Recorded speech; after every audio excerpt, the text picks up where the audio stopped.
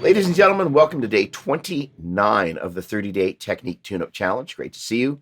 Tonight, as demonstrated there, we're working on tension and release, that resolution that comes after you build tension, take the listener someplace, and then gently bring them back to the place where they can take that breath. So how are we going to do that? Well, last night's chord progression is in the key of E Dorian.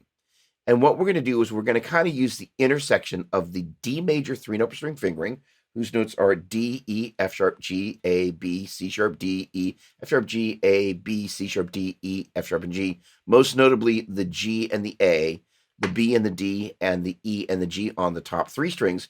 And notice how they line up perfectly with that E minor pentatonic fingering, right? All right, so the deal is I'm going to be playing mainly around the pentatonic notes, but adding some filler with the modal notes. That's why I'm doing that. So that's why I'm telling you about it. Now, as you take a look at those notes and you take a look at the minor pentatonic fingering, you're going to see that A there on the 3rd string. That basically is the 4 of E Dorian.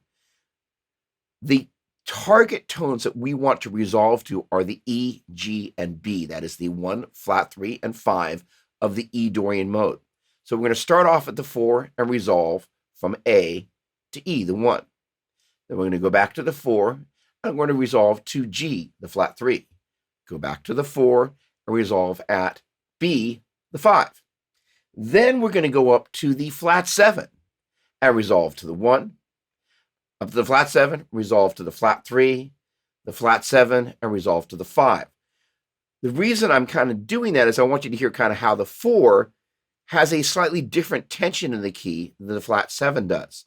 And the idea is you're going to be learning how to use the understanding of the notes that are not in the, if you will, quote unquote, tonic chord, in this case, an E minor chord, E, G, and B, the notes that are in the key outside of the E, G, and B to build tension, and then in turn resolve to an E, G, or B to create that resolution. Awesome. Here we go.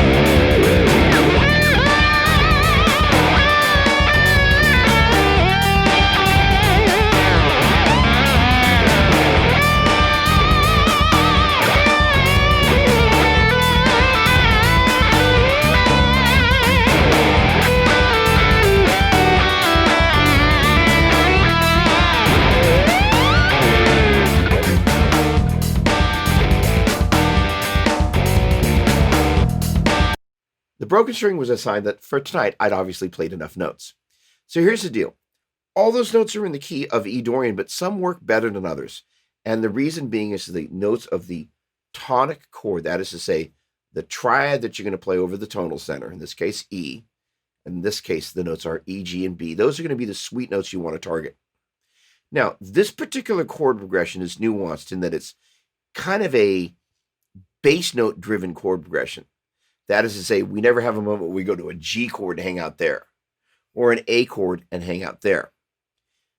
In the same way that we focused on the E, G, and B of the tonal center here, if we had gone to a G chord, we would have wanted to pay attention to the 1, 3, and 5 of that chord. And if we'd gone to an A major, we would have wanted to pay attention to the 1, 3, and 5 of that chord, which respectively is G, B, and D, A, C sharp, and E. It's why having an understanding of the note names is so important, because if you don't know the note names, you don't know the note names. All right, this has been a lot of fun.